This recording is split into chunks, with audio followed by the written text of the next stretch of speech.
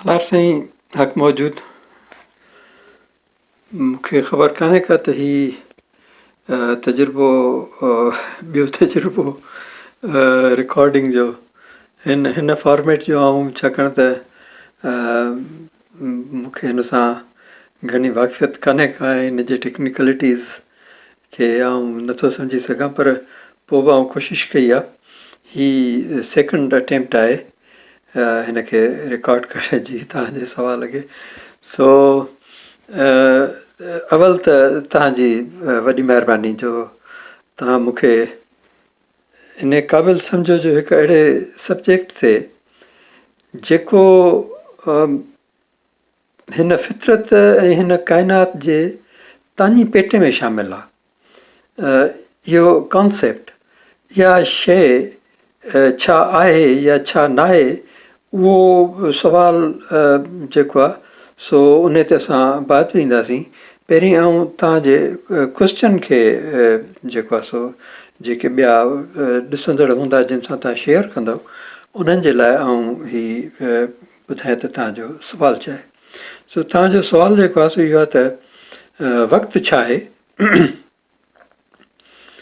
ऐं आहे लफ़्ज़ ते थोरो एम्फेसिस कंदुसि, छाकाणि त इहो लफ़्ज़ जेको आहे सो बीइंग सां त छा वक़्तु जेको आहे सो का बीइंग आहे या उहो बीइंग न आहे, यानी उनजो वजूद आहे उहो मादी तौर ते का शइ आहे या उहो जेको आहे सो का ॿी शइ आहे। उन ते बात में ईंदुसि, पर इहो हिकिड़ो अहम सुवालु आहे। सो वक़्तु छा आहे ऐं वक़्त जी आम तशरीह ॿिनि वाक्यनि जे विच जी विथी आहे। पर साइंसी नुक़्ता निगाह मूजिबि वक़्तु छा आहे, ख़ासि करे आइंस्टाइन जी टाइम फैब्रिक वारी तशरीह, जंहिं आधार हुन पंहिंजो मक़बूल रिलेटिविटीअ जो नज़रियो आधारियो आहे। सो तव्हां हिन में इहा त ॻाल्हि जेको आहे सो वाज़े कई त वाक़िया थियनि था ऐं वाक्यनि जे विच में कुझु विथी आहे ऐं वाक्यनि में हिकिड़ो तसलसुल आहे, ॿियो त काज़ एंड इफेक्ट जो हिकिड़ो सिलसिलो आहे। कुझु शयूं आहिनि जेके थियनि थियूं ऐं उन्हनि जे नतीजे में कुझु ॿियूं शयूं आहिनि जेके थियनि थियूं ऐं इहो सिलसिलो जेको आहे सो हलंदो रहे थो। असां हलंदे असां जॾहिं असां ॻाल्हायां थो त या असां चवां थो त उन मां मुराद इंसानु आहे, इंसान ज़ात, होमोसेपियन जंहिंजो साइंसी नालो होमोसेपियन आहे। सो जॾहिं खां वठी असां हिन कीअं मुख़्तलिफ़ एटम जेके मुख़्तलिफ़ तारनि जे कोर में जेके से कुक थिया उन्हनि खे जेको आहे सो उहे ठहिया हुआ हाइड्रोजन ऐं हीलियम जे न्यूक्लियसिस जे हिक ॿिए सां फ्यूअन जे ज़रिए जेका ग्रेविटी आणे पई तारनि जे मर्कज़नि में, उन्हनि एलिमेंट्स उन्हनि एटमनि जो मुख़्तलिफ़ तरह सां मुख़्तलिफ़ वक़्तनि ते हिकिड़ो जेको आहे सो अरबे सालनि जे वक़फ़े दौरान उहे मुंहिंजे पीउ जे स्पर्म में ऐं मुंहिंजे माउ जे एग में उहे आया ऐं पोइ कंहिं स्पेस टाइम में उहे ॿई स्पर्म ऐं एग जेके आहिनि से मिलिया ऐं पोइ जेको आहे सो ईअं मुंहिंजी माउ जेको खाधो पीए उन मां जेके न्यूट्रिशन्स ऐं जेके एलिमेंट्स ऐं जेके केमिकल्स जिन जी ज़रूरत हुई जेके मुंहिंजे DNA जे कोड में लिखियलु आहे, त इहा जेका 9 महीननि जी जेका ग्रोथ आहे फर्टिलाइज़ेशन खां पोइ उहा कीअं थींदी ऐं उहे एलिमेंट सभई जा सभई त जेको मां जॾहिं हिते अचां थो हिन धरती ते या जॾहिं मुंहिंजो ॿाहिरीं हवा खणां थो, छो त लाइफ जे बारे में अञा असां जेको आहे सो थोरो काफ़ी ॼाणूं था, पर अञा काफ़ी कुझु आहे जेको अञा लाइफ जे बारे में असां नथा ॼाणूं। सो मां अलाइव आहियां, मां लिविंग आहियां, लाइफ जा पंहिंजा हिकिड़ियूं ख़ूबियूं आहिनि, उन्हनि जे मुताबिक़ पूरो थो रहां, बायोलॉजी जीअं तशरीह करे थी उन्हनि जी। सो जॾहिं अचां थो हिन धरती ते त पोइ मुंहिंजी जेका डेवलपमेंट आहे उहा अञा पूरी न थी हूंदी आहे ऐं मुंहिंजी डेवलपमेंट जो सिलसिलो अञा तक़रीबन 13-14 सालनि ताईं हलंदो आहे, जॾहिं रिप्रोडक्शन जो सिस्टम मुंहिंजे अंदरि जेको आहे सो कंप्लीट थींदो आहे। जॾहिं रिप्रोडक्शन जो अमल कंप्लीट थींदो आहे त पोइ ग्रोथ जेका आहे सा पोइ थींदी आहे, पर पोइ उहा ग्रेजुअली उनजी ज़रूरत घटि हूंदी आहे, उनजो रेट जेको आहे पोइ घटिजी वेंदो आहे। सो इहो फाइनल हिकिड़ो सिस्टम आहे जेको जेको कंहिं बि बायोलॉजिकल सिस्टम जे लाइ जेको आहे ज़रूरी आहे त उहो रिप्रोड्यूस करे। रिप्रोडक्शन डिफरेंट तरीक़नि जी हूंदी आहे। जेके प्लांट्स आहिनि उन्हनि में उहा डिफरेंट तरीक़े जी थी थिए, एनिमल्स में कुझु में मुख़्तलिफ़ ॿियनि तरीक़नि जी थी थिए।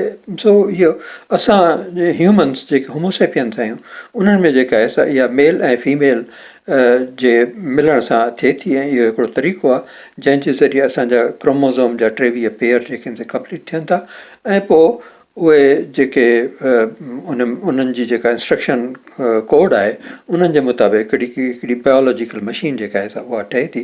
9 महीननि ताईं उहा जेका आहे सा उनजी प्रोटेक्शन थिए थी। ऐं पोइ जॾहिं आउं अचां थो त पोइ आउं ॾिसां थो हिन सॼे वायुमंडल खे जंहिंमें आउं आहियां, ऐं पोइ कोशिशि कयां थो त उन मां का मीनिंग उनखे सम्झी सघां, सम्झां त इहो जेको आहे सो छा पियो थो थिए। पोइ इहा जेका असांजी कोशिशि आहे सम्झण जी, इहा आहे जंहिंखे आउं चवंदुसि त इहा आहे ॼाण। सो हिकिड़ो आहे त बीइंग शयूं जेके आहिनि से आहिनि, जॾहिं आउं अचां थो त आउं ॾिसां थो त शयूं आहिनि, ऐं आउं ॾिसां थो त कुझु वाक़िया थियनि था जिन वाक़ियनि जे विच में विथी आहे, ऐं हिकिड़ो काज़ एंड इफेक्ट जो सिलसिलो आहे। इहो जेको आहे सो इन जो आउं पाण शाहिदु आहियां, ऐं इहो पाण आउं महसूसु कयां थो। ऐं जेका ॿाहिरीं दुनिया आहे उहा मुंहिंजे सेंसिस ज़रिए मूं ते असरअंदाज़ थिए थी, ऐं पोइ उनखे आउं प्रोसेस कयां थो, जेको मुंहिंजो सेंट्रल नर्वस सिस्टम आहे, जेको पाण बि उन्हनि एलिमेंट्स जो ठहियलु आहे, उन्हनि एटमनि जो ठहियलु आहे जेके तारनि जे मर्कज़ में, तारनि जे जिगर में कुक थियल आहिनि। सो इहो जेको आहे सो ॿुधाइणु इन जे करे आउं ज़रूरी थो सम्झां त हिकिड़ो बैकग्राउंड असां वटि हुजे। जॾहिं आउं कंहिं शइ ते ॻाल्हायां थो त मां उन मां जेको आहे सो त आउं शयुनि खे ऐं मुंहिंजो वर्ल्ड आउटलुक जेको आहे सो छा आहे, ऐं इहो बि वाज़े कंदो हलां त मूंखे सच ते का मोनोपोली कान्हे का, ऐं मां सम्झां थो त मां तमामु घटि थो ॼाणा। इन जे करे मां जेकॾहिं हिन सुवाल ते कुझु ॻाल्हाईंदुसि त उन में तव्हां जेको आहे सो हमेशह हिकिड़ो शक जो पहलू रखिजो, ऐं उनखे डबल चेक ऐं डबल कंफर्म कजो, ऐं उनखे पंहिंजे ज़हन में उन ते जेको आहे सो वीचारजो, ऐं पोइ छा सही आहे ऐं छा ग़लति आहे उनजो फ़ैसिलो तव्हांखे पाण खे करिणो पवंदो। सो हाणे जॾहिं असां टाइम ऐं स्पेस टाइम जे बारे में असां चऊं था त, ऐं तव्हां आइंस्टाइन जी रिलेटिविटीअ जो नालो वरितो, इन मां इहो लॻे पियो त तव्हां इन खां थोरा घणा वाक़ुफ़ु आहियो। सो आइंस्टाइन जो चवणु इहो आहे त time and space are not conditions of existence वरी वजूद हस्ती हुजणु आहे इन ते वेंदो। So time and space are not conditions of existence, time and space is a model for thinking. So time and space Einstein जी नज़र में हिकिड़ो अहिड़ो मॉडल आहे जंहिंजे ज़रिए असां जेको बीइंग आहे उनखे सम्झी सघूं था। बज़ाते ख़ुदि जेको आहे सो स्पेस ऐं टाइम हुजण जे लाइ ज़रूरी कोन्हे को, हुजणु जेको आहे सो इंडिपेंडेंट आहे। स्पेस टाइम असांजो सिर्फ़ु सोचण जो हिकिड़ो टूल आहे जंहिंजे ज़रिए असां उहो जेको कुझु आहे उन में मीनिंग तलाश करे सघूं था, उनखे सम्झी सघूं था, ऐं जेको कुझु असां जंहिंजो असां मुशाहिदो कयूं था उहो उनखे असां उन मां उनखे ॾिसंदे, उनखे मद्देनज़र रखंदे, उन मॉडल खे मद्देनज़र रखंदे असां पेशन गोइयूं करे सघूं था त इहो जेको सिलसिलो आहे, जेके वाक़िया थियनि था जिन जे अंदरि विथी आहे, हिकिड़ो वाक़ियो उन खां पोइ ॿियो वाक़ियो, उन खां पोइ ॿियो वाक़ियो, उहा जेका विथी आहे उहा उन विथी खे असां अॻिते करे ऐं असां अॻकथी कयूं त इहो जेका डेवलपमेंट आहे, इहा जेका एवोल्यूशन आहे, इहा जेका असां केतिरे वक़्त खां पोइ इहा किथे हूंदी, ऐं उहो असां जेतिरो एक्यूरेटली करे सघंदासीं ओतिरो असां इन इंफॉर्मेशन खे पंहिंजे लाइ इस्तेमालु करे सघंदासीं। सो स्पेस टाइम स्पेस ऐं टाइम इहो असांजो मॉडल आहे असांजे सोचण जे लाइ ऐं शयुनि खे सम्झण जे लाइ। पर सिर्फ़ु ईअं कोन्हे को, इहो मॉडल जेको आहे सो जेतिरो जेतिरो मॉडल असुल जेका जेका हक़ीक़त आहे, जेको हुजणु आहे, जंहिंखे असां फितरत चऊं था, जंहिंखे असां नेचर चऊं था, छाकाणि त साइंस जो असली नालो आहे नेचुरल साइंसिस। असां जेको आहे सो फितरत ऐं हिकिड़ी ॻाल्हि वाज़े कंदो हलां त फितरत जे जॾहिं फितरत जे बारे में ॻाल्हायां थो त आउं कंहिं बि शइ खे फितरत खां ॿाहिरि नथो सम्झां। ऐं जेको कुझु बि आहे, जेको कुझु बि वजूदु आहे, उहो मूं समेत मुंहिंजे सोचुनि समेत उहो हिन फितरत जो हिसो आहे ऐं उहो फितरत जे कम जो इहो तरीक़ो आहे। त ह्यूमन आमतौर ते पंहिंजे वॾाईअ में ऐं पंहिंजे गुरूर में सम्झंदो आहे त हू फितरत जे मथां फितरत का ॿी शइ आहे जंहिंजे मथां हू उनखे कंट्रोल थो करे या उनखे पंहिंजे वस में थो आणे। ईअं कोन्हे को, मां ईअं नथो सम्झां। मां सम्झां थो त असां फितरत जा ई ठहियल आहियूं, फितरत असांजे अंदरि आहे ऐं फितरत असांखां ॿाहिरि आहे। असांजो को बि अमल फितरत जे बुनियादी कानूननि, जेके फिज़िक्स जा कानून आहिनि, उन्हनि खां ॿाहिरि कोन्हे को। सो इहा नंढी हिकिड़ी एक्सप्लेनेशन। हाणे इन में जॾहिं आउं इन शयुनि खे सम्झण जी कोशिशि कयां थो त पोइ मूंखे अक्सर मूंखे ईअं महसूसु थींदो आहे त कुझु शयूं आहिनि जेके जिन खे मूं जीअं सम्झो हो उहे कोन्हनि के, उहे शयूं उन तरह जूं न आहिनि, उहे कंहिं ॿिए तरह जूं आहिनि। पोइ जेको मां सम्झां थो उन ते मूंखे मूंखे पोइ बार बार उनखे रीचेक करिणो थो पए। पोइ मूंखे ॾिसणो थो पए त सही छा आहे, ग़लति छा आहे, सच छा आहे, ग़ैर सच छा आहे। सो जॾहिं आउं इहो पोइ मूंखे पोइ जजमेंट कयां थो, पोइ आउं जेका इंफॉर्मेशन मूंखे मिले थी ऐं इंफॉर्मेशन जे आधार ते मां जेके फ़ैसिला कयां थो, जेको पंहिंजे बचाव जे लाइ, पंहिंजे वेलबींग जे लाइ जेको कुझु आउं कयां थो, इंटरनली मुंहिंजा सिस्टम जेके DNA जे थ्रू कनि था उहो पंहिंजी जॻह ते, पर एक्सटर्नल एलिमेंट्स उन में आउं कीअं पंहिंजो पाण खे नेविगेट करे सघां थो, उहो जेको आहे सो इन ते मुनसिर आहे त मूं वटि इंफॉर्मेशन जेका आहे त केतिरी सही आहे। ऐं सही ऐं ग़लति जो जेको मयार आहे, जेको पैमानो आहे, इहो साइंस में इहो आहे त इंफॉर्मेशन जेका बि आहे या डेटा जेको बि आहे उहो एक्सपेरिमेंट ऐं ऑब्ज़र्वेशन ते जेको आहे सो ॿधलु हुजे। ऐं इहो तरीक़ो जेको आहे सो साइंस जो त शायदि अॼुकल्ह हुजे, पर इहो तरीक़ो घणो अॻाटो आहे। ऐं उन अॻाटे मां जेको आहे सो हीउ तक़रीबन इब्नुल हैसम जेको अरब साइंसदान हो, तमामु वॾो माण्हू हुयो, उन इहो 965 खां 1040 आफ्टर द डेथ आहे, माना AD, उन में हुनजो चवणु आहे, इब्नुल हैसम जो वॾो तमामु भलो माण्हू हो। हिन जेको आहे सो रोशनीअ जे बारे में गैलीलियो खां 300 साल अॻु, बल्कि 600 साल अॻु शायदि, जेको आहे सो रोशनीअ जा कैरेक्टरिस्टिक्स ऐं उन ते हिन किताब लिखियल आहिनि। उन जो चवणु आहे त हीउ हुनजो कोट आहे जेको मां तव्हांखे पढ़ी थो ॿुधायां त सचाईअ ताईं पहुचणु ॾुखियो कमु आहे ऐं पेचरो बि औखो आहे। हक़ जे ॻोल्हींदड़ जे हैसियत सां तव्हांजे ॾाहप जी निशानी इहा हूंदी त तव्हां पुराणियुनि लिखणियुनि ते अखियूं बंदि करे यकीन न कंदव, तव्हां उन्हनि ते सुवाल कंदव ऐं उन्हनि ते हर तरह सां तनक़ीदी नज़र विझंदव।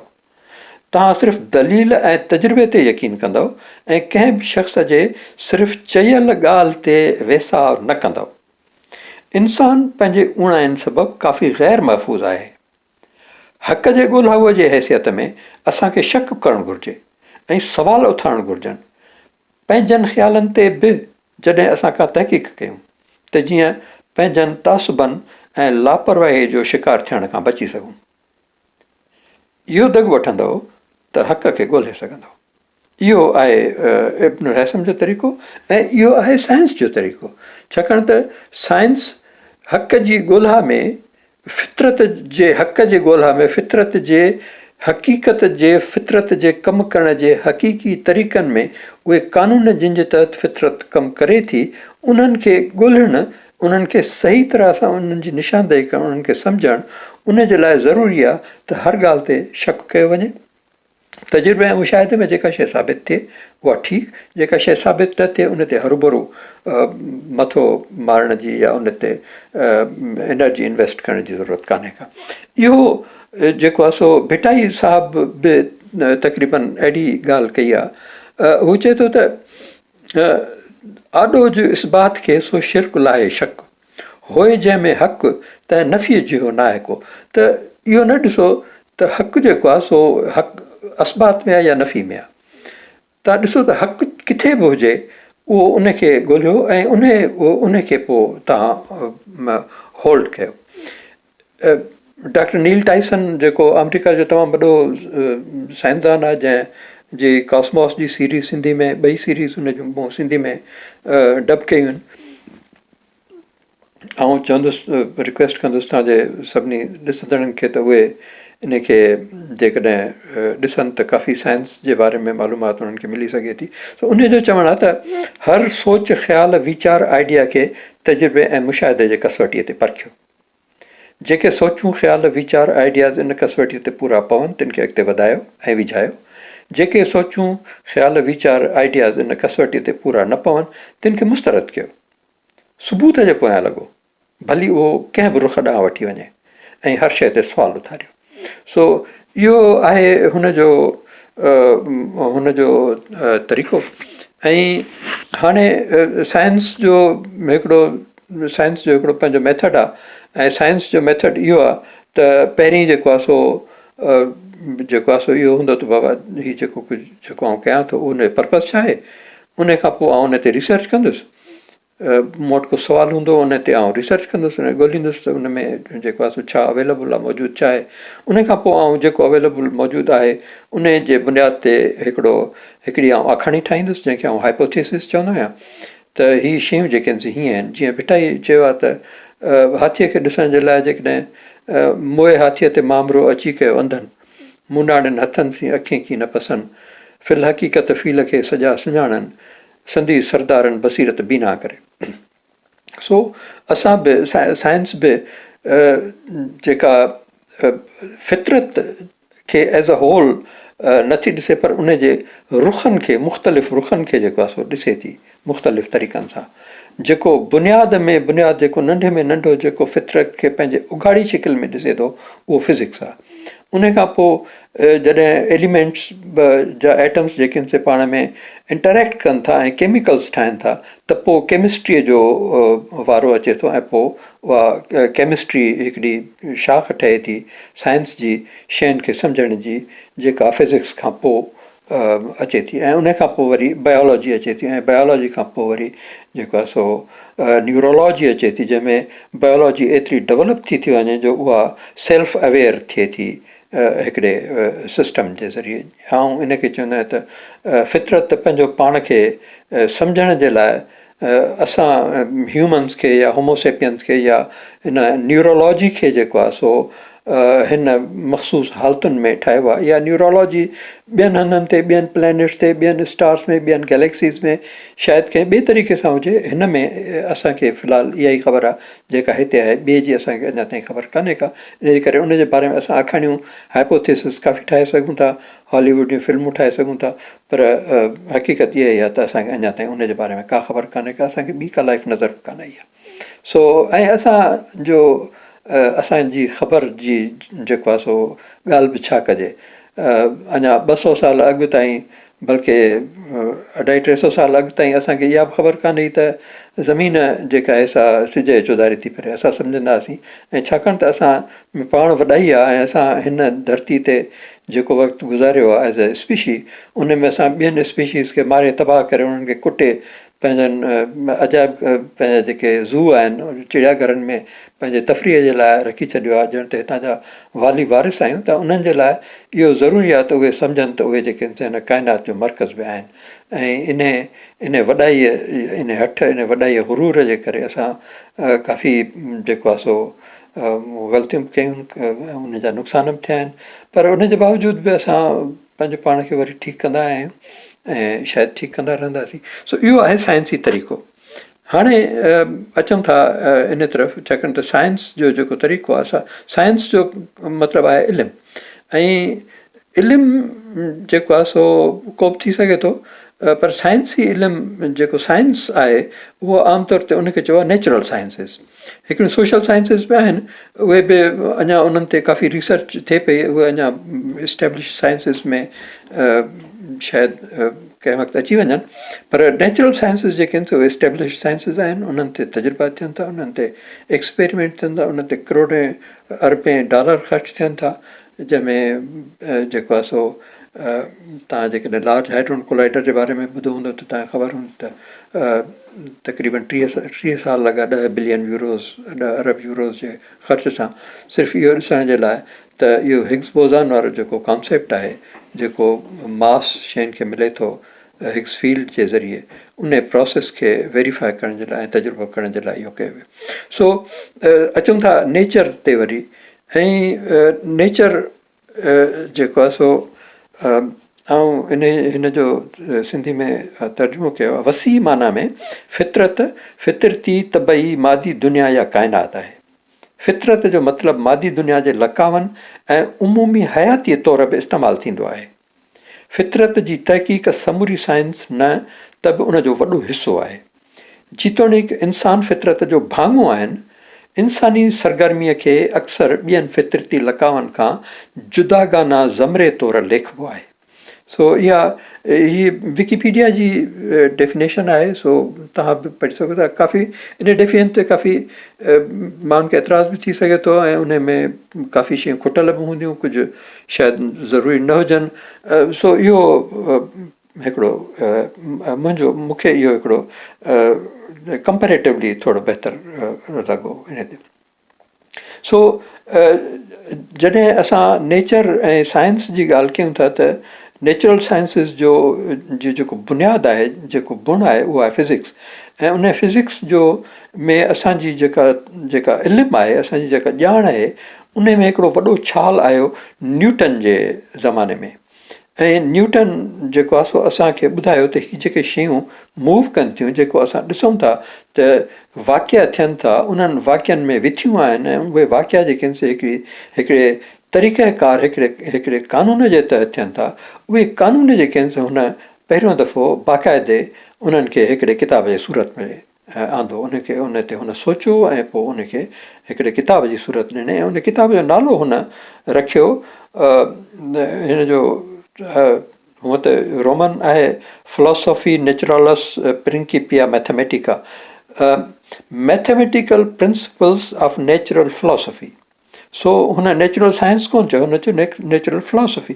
फिलोसॉफी जो बुनियादी जेकॾहिं लफ़्ज़ खे ॾिसिजे त इन जो मतिलबु आहे सच सां प्यारु, या सच सां इश्क़, या सच जी ॻोल्हा, सच ऐं ॾाप इल्मु, इन सां हिकिड़ी।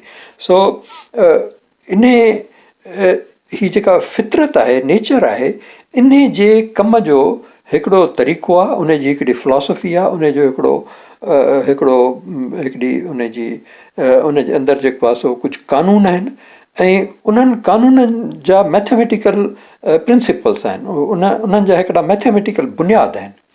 सो हुन पहिरियों हुन मैथमेटिक्स जे बुनियादनि ते फितरत जो हिकिड़ो मॉडल ठाहियो। उन में हुन 3 जेके आहिनि से कानून ॿुधाया। पहिरियों इनर्शिया जो कानून, त शयूं जीअं आहिनि तीअं ई हलंदियूं, जेकॾहिं रेस्ट में आहिनि त रेस्ट में हूंदियूं, जेकॾहिं मूव कंदियूं हूंदियूं त मूव कंदियूं हूंदियूं, जेसिताईं को उन्हनि ते एक्सटर्नल जेको आहे सो फोर्स या इन्फ्लुएंस जेको आहे नथो अप्लाई थिए। इहो न पहिरियों। ॿियो ऐं टियों कानून बि ईअं आहिनि, एक्शन रिएक्शन साॻा ई हूंदा ऐं अपोज़िट डायरेक्शन हूंदा वग़ैरह।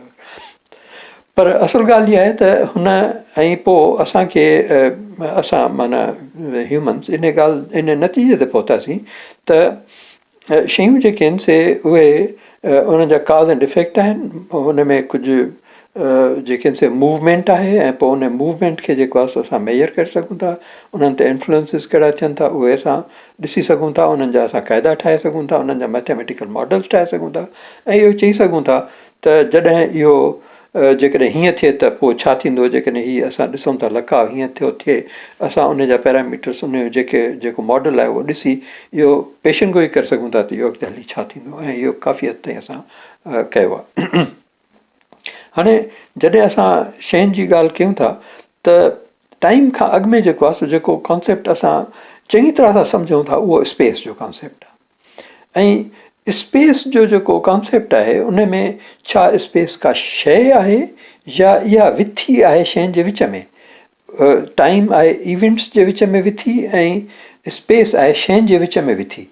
ऐं शयूं स्पेस ऐं टाइम ॿिन्ही में मूव कनि थियूं। इन्हनि जी मूवमेंट जेका आहे सा स्पेस ऐं टाइम ॿिन्ही में आहे।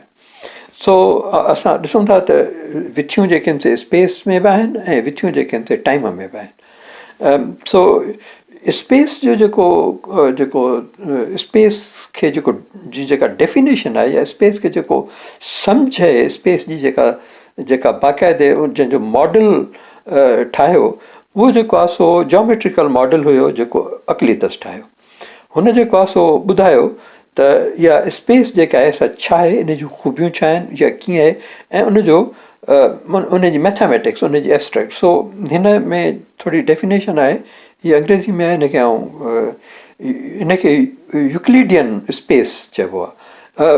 कुझु स्पेस असां बाद में जेको आहे सो नॉन यूक्लिडियन स्पेस बि जोमेट्रिकल उनजी जोमेट्री बि ठही उहा उनजी कंस्ट्रक्शन बि थी, पर उहा असां पोइ उन ते ॻाल्हाईंदासीं। सो यूक्लिडियन स्पेस में in ancient Greek mathematics space was a geometric abstraction of the three-dimensional reality observed in everyday life. So, इहा जेका आहे सा geometrical abstraction आहे असांजे थ्री डायमेंशनल रियलिटी जी जंहिंखे असां पंहिंजे आम ज़िंदगीअ में रोज़ जेको आहे सो ऑब्ज़र्व कयूं था, ॾिसूं था उन जा शायदि। इहा स्पेस आहे। छा स्पेस पाण शइ आहे? न, ही वरी बि चए थो त इहा जेका आहे सा थ्री डायमेंशनल एब्स्ट्रैक्शन आहे उन रियलिटी जी जंहिंखे असां ऑब्ज़र्व कयूं था। रियलिटी छा आहे? रियलिटी कुझु शयूं आहिनि जेके स्पेस ऐं टाइम में मूव कनि थियूं। पोइ यूक्लिडस हिकिड़ा उन जा डेफिनेशन्स ॾिनियूं त शयूं जेके आहिनि से कीअं आहिनि। हिन जा पॉस्ट्यूलेट्स आहिनि त 2 point determine one and only one straight line extends infinitely for in either. So इहे हिन जा पॉस्ट्यूलेट्स हुआ, हिन एक्ज़ियम्स हुया त ही शयूं जेके आहिनि से हीअं आहिनि ऐं स्पेस खे इन नुक़्ता नज़र सां इन तरीक़े सां जामेट्री जे सां सम्झी सघिजे थो। सो ही आहे तक़रीबन हिन तरह जो जेकॾहिं असां मेंटल पिक्चर ठाहियूं स्पेस जी त हिकिड़ी ग्रिड हूंदी जेका थ्री डायमेंशनल ग्रिड आहे ऐं उन में पोइ शयूं उन ग्रिड सां रिलेटेड जेको आहे सो हिक ॿिए सां जी निस्बत उन ग्रिड जे अंदरि हूंदियूं जेका हिन सॼी काइनात में आहे। न्यूटन जी जेका स्पेस ऐं टाइम आहे उहो उन में न्यूटन जे सोच में, न्यूटन जे साइंस में, न्यूटन जे फिज़िक्स में स्पेस हमवार आहे, हिकु जेतिरी आहे। हिकिड़ो मीटर हिते, हिकिड़ो मीटर मरीख़ ते, हिकिड़ो मीटर ॿी गैलेक्सी एंड्रोमीडा में, इहो उन्हनि जी माप वठंदो सभु जेके आहिनि हिकु जेतिरा हूंदा। ऐं हिकिड़ो सेकंड हिते, हिकिड़ो सेकंड मरीख़ ते, हिकिड़ो सेकंड एंड्रोमेडा ते, हिकिड़ो सेकंड कंहिं ॿी जॻह ते, उन्हनि सभिनी जी जेका वक़्त जी विथी हूंदी उहा हिकु जेतिरी हूंदी। इहो जेको आहे सो उन वक़्त जो हिकिड़ो उसूल हुयो त हिकिड़ी जेकॾहिं हिन तस्वीर में ॾिसे त स्पेस जेका आहे सा सॼी थ्री डायमेंशनल उनखे जेकॾहिं टू डायमेंशनल जेको आहे सो स्लाइस करिजे त उहो जेको आहे सो टाइम में उहो कीअं जेको आहे सो प्रोग्रेस करे थो, कीअं इवॉल्व थिए थो, कीअं हले थो, उहो जेको आहे सो आहे उन पोइ जेको कुझु आहे जेका रियलिटी आहे उन में जेको कुझु थिए थो उन जो स्पेस ऐं टाइम सां को वास्तो कोन्हे को। स्पेस ऐं टाइम जेको आहे सो हिकिड़ी स्टेज आहे जंहिंमें हिकिड़ो प्ले थिए पियो ऐं पोइ उहो जेको इम्पॉर्टेंट शइ आहे उहो प्ले आहे। स्पेस ऐं टाइम इम्पॉर्टेंट न आहे। उनखे जेको आहे सो तव्हां भुलिजी वञो।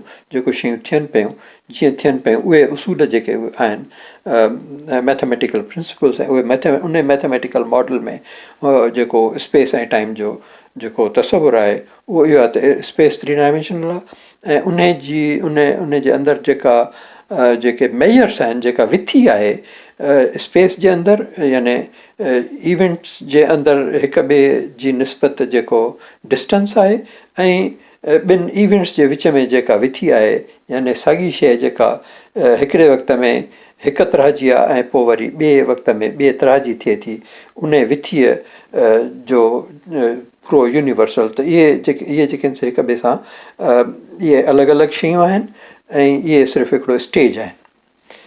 उन जे बरक्स जेको आहे सो आइंस्टाइन चयो त इहो ईअं इनखे न ॾिसणु घुरिजे ऐं हिन खे जेको आहे सो स्पेस ऐं टाइम खे ईअं ॾिसणु घुरिजे त स्पेस ऐं टाइम हिक ॿिए सां अहिड़ी तरह सां ॻंढियल आहिनि जो शयूं जॾहिं मूव कनि थियूं शयूं जॾहिं हलनि थियूं त मां जेको बीठो आहियां मुंहिंजे रेफरेंस फ्रेम में जॾहिं पंहिंजे रेफरेंस फ्रेम सां शयुनि खे हलंदे ॾिसां थो त ॾिसां थो त शयूं जेके आस्ते थियूं हलनि उन्हनि जेके शयूं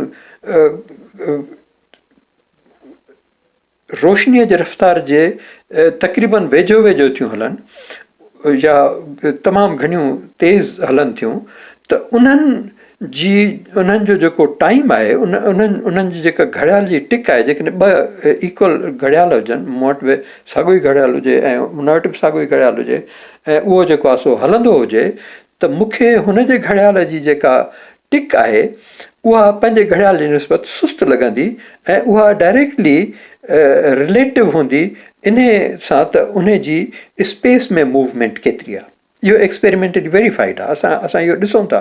असां इनखे जेको आहे सो जेकॾहिं असां स्पेस ऐं टाइम खे हिकिड़े अहिड़े 3 डायमेंशनल जेको आहे सो स्पेस खे 4 डायमेंशनल टाइम में हलंदे ॾिसूं ऐं पोइ उन जा जेके कानून आहिनि उन्हनि खे लागू कयूं त उन्हनि कानूननि जे तहत असां इहो प्रिडिक्ट करे सघूं था या पेशनगोई करे सघूं था त केतिरे स्पीड ते का शइ हलंदी त उन जे टाइम जी टिक जेका आहे असांजे टाइम जे निस्बत कीअं असांखे नज़र ईंदी। ऐं रेफरेंस फ्रेम जी इहा ख़ूबी आहे त वरी जॾहिं हू मूंखे ॾिसंदो त हुनखे लॻंदो त मां हुनजी अपोज़िट डायरेक्शन में मूव पियो कयां, हू स्टेशनरी आहे ऐं हुनखे मुंहिंजी घड़ीअ जी टिक जेका आहे उहा स्लो नज़र ईंदी। सो इनखे जनरलाइज़ हींअर काफ़ी थी वियो आहे। हुनखे हाणे जेको आहे सो वाइंड अप थो कयां। जेकॾहिं तव्हां ईअं ॾिसो त जेको कुझु बि आहे उहो सभु जेको आहे सो मूव करे थो। उन्हनि में स्टेशनरी का बि शइ कान्हे का, हर शइ मूव करे थी। जेकॾहिं जेको आहे सो उन इहो जेको आहे 4 डायमेंशनल स्ट्रक्चर जेको आहे उन में हिकिड़ी स्पीड आहे। स्पीड जेके आहिनि से ॿ कोन्हनि के, हिकिड़ी स्पीड आहे। हर शइ स्पीड लाइट जी स्पीड सां हले थी। फ़र्क़ु सिर्फ़ु इहो आहे त जेकॾहिं बीठो आहियां त मुंहिंजी समूरी स्पीड, मुंहिंजी समूरी मूवमेंट टाइम में थिए थी ऐं जेकॾहिं जेतिरो तेज़ी सां हलंदो वेंदुसि ओतिरो मुंहिंजी स्पीड टाइम में घटि थींदी वेंदी, स्पेस में मुंहिंजी मूवमेंट वधंदी वेंदी। सो 1,86,000 मील या 3 लख किलोमीटर पर सेकंड जी स्पीड ते जॾहिं ईंदुसि त पोइ मुंहिंजी मूवमेंट टाइम में 0 थी वेंदी ऐं पोइ मुंहिंजी सॼी जेका मूवमेंट आहे उहा स्पेस में हूंदी। सो सभु शयूं जेके आहिनि से कंहिंजी निस्बत जेको आहे सो जेतिरो तेज़ हलंदियूं ओतिरो उनजो टाइम हिक ॿिए जे निस्बत में हुननि खे जेको आहे सो ईअं आल्टर थियल नज़र ईंदो। छो त स्पीड जेका आहे सिर्फ़ु हिकिड़ी आहे ऐं शयूं जेके आहिनि से उन हिसाब सां हलनि थियूं। सो इन तरीक़े सां जॾहिं असां काइनात खे ॾिसूं था त पोइ काइनात में जेको कुझु असां ऑब्ज़र्व कयूं था उन्हनि जी माना जेको आहे सो असांखे मिले थी। ऐं हीअ जेका असां स्पेशल थ्योरी ऑफ रिलेटिविटी आहे। इन खां पोइ हिन जो हिकिड़ो ॿियो सब्जेक्ट आहे जेको वॾो वधीक अहम आहे ऐं उहो आहे जनरल थ्योरी ऑफ रिलेटिविटी।